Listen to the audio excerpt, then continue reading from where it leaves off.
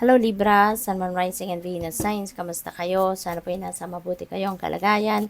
Welcome back po sa Star Tarot. Kung bago kayo rito, welcome din kayo. Thank you for your support. I truly appreciate it. God bless you all, Libra. Paunang mensahe ninyo ay marriage. Ayan. So, ang iba siguro sa inyo dito, baka magpapakasal na, no? Or baka meron kayong mga wedding plans na ginagawa sa ngayon. Baka bagong engage ang iba sa inyo rito. Or pwede rin naman na bagong kasal, no? Ang iba sa inyo. So, congrats. We have Elephant, a long journey, either physical or mental, will leave you wiser at the end. Ayan, so pwedeng physical travel ito, baka kayo ay mangingibang bansa, no? Pwedeng ganon, pwedeng international travel ito, or pwede rin naman na domestic, pero may kalayuan, no? Yung ita-travel ninyo. Mental travel also is possible. Baka malayo nararating ng isip ninyo, maybe you're making plans for the future, maybe you're strategizing regarding a venture, no, na baka may long-term goal ninyo to, so pwedeng ganun din ang ganap, no? At regardless, no, kung anumang klaseng travel ito, talagang siguro matututo kayo rito. There's going to be a lot of wisdom dito siguro na matututunan kayo. What else? We have rat, someone working against you behind your back. Ayan, so baka meron ditong merong naninira sa'yo or pwedeng maninira pa lang sa inyo. So, maybe someone is inggit na inggit sa inyo. Kasi normally, out of inggit, diba? Kaya merong nakakagawa ng hindi maganda towards other people. Kaya maaring ito yon, no? Baka merong bagay or achievement kayo na siya ring gusto niya, pero yun nga, hindi niya makuha, diba? Kaya sa sobrang inggit sa'yo, yan, gagawan ka ng hindi maganda. Kaya mag-iingat kayo. Magdadasal for safety. We have madal din ng clear thinking. Ayan, so maaari yung mental travel na to, no? Ito, kasi merong kaguluhan sa inyong isipan, ano? Kaya isip kayo ng isip. At maybe, baka kailangan ninyo rito na makakausap para makarinig naman kayo ng ibang perspective, makarinig naman kayo ng ibang opinion, 'di ba? Kasi mas lalo lang magugulahan yung isip ninyo kung ano yung nilalaman ng isip ninyo, paikot-ikot lang kayo doon, 'di ba? Kaya maybe kailangan ninyo din na mag-reach out to another person, 'di ba, para makarinig kayo ng ibang opinion, no? Baka kung sakali, baka malinawan na kung ano man ang inyong kinakagulo ng isip ninyo. We have bridge, successfully overcoming a problem. Kaya ayan, so maganda rin kung dito may pinoproblema kayo, baka ito na yon, mapagtatagumpayan nyo din. And maybe talaga, baka makatulong talaga sa iyo, no, yung pagkakausap sa ibang tao. Kaya mapagtatagumpayan mo din kung anong pinoproblema mo. Needle and thread. Wow, sincere wish will be granted, Libra. Focus on this. No? Focus on this positive energy. Kasi kung ano yung sincerest wish ninyo, that will be granted already. Kung ano yung wish ninyo na to, yan ay mapapasa inyo na, makakamit nyo na, ibibigay na sa'yo ng Divine Universe, no? So, napakaganda. Wish will be fulfilled, no? Kaya, magiging masayang-masaya kayo dito.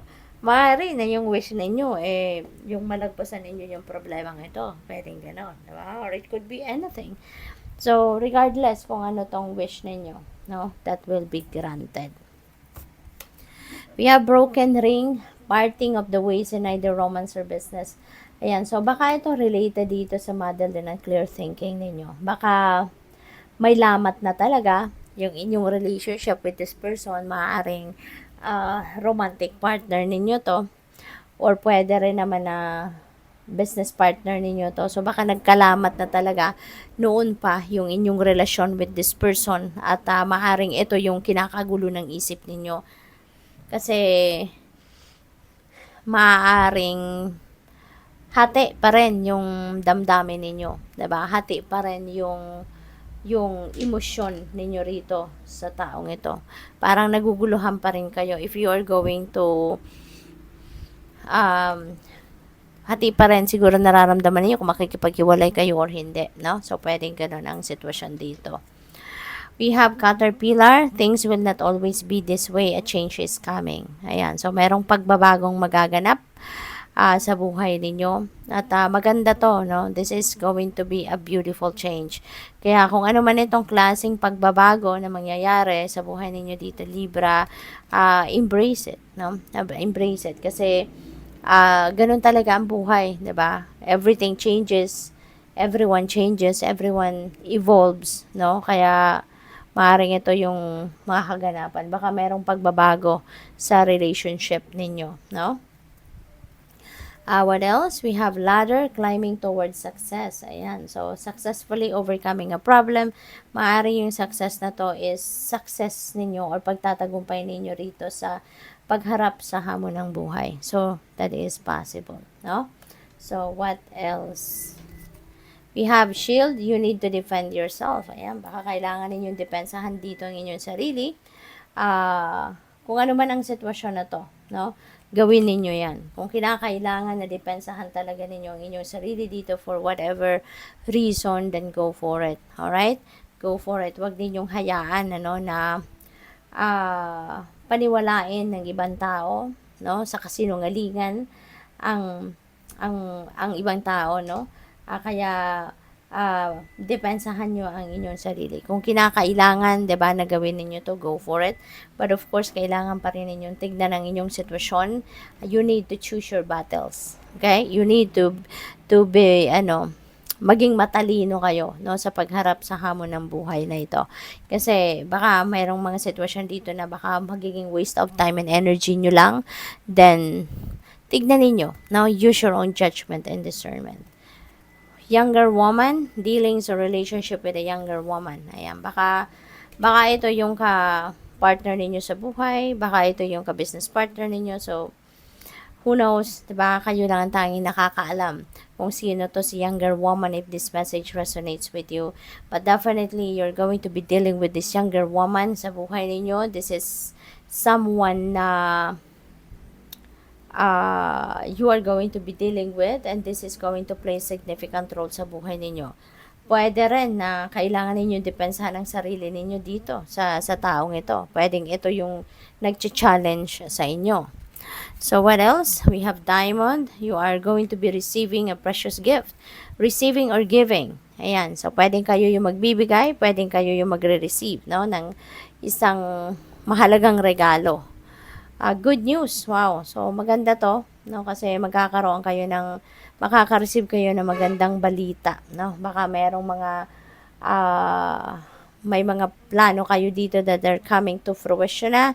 Maaari din na meron kayong magandang balita. Siguro may mga ina-applyan kayong trabaho, maaaring may ina-applyan kayong pag-abroad, 'di ba? Mga migration papers siguro or examinations, baka nakapasa kayo sa mga board exam, or ang iba sa inyo baka nakapasa sa medical, or baka meron ng tawag sa inyo for work abroad, no, yung in-applyan ninyo, baka ito na, go signal na you are going to leave the country na, no. So depende sa inyong sitwasyon, but definitely there is some good news coming your way. So good luck.